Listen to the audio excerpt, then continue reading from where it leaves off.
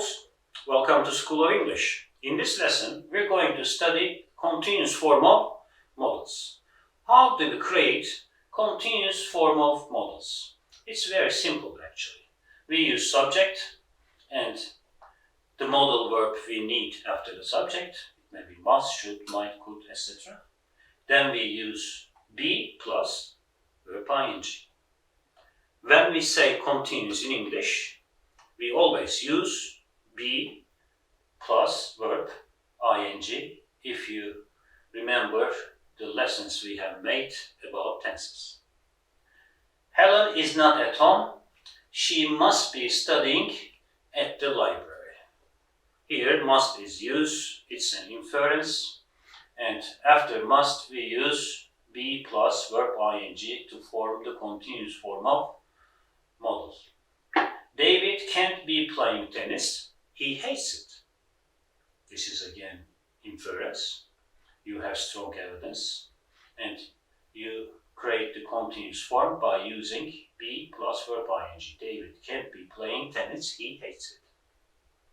I don't know where Jane is. She might either be surfing the net or having lunch in the cafe. Yes, this is how we create the continuous form of modals for present time zone. How about past time zone? We again use subject and modals after subject. Now, in order to create past continuous form of modals, let's say, we need have, been, verb ing. Okay, have, been, verb ing. Again, we have be, verb ing. But as it is past time, we use be as being and then we use verb ing. And have lets us create past form of modals. We waited for Roger yesterday evening, but he didn't show up. He must have been working overtime. Must have been working.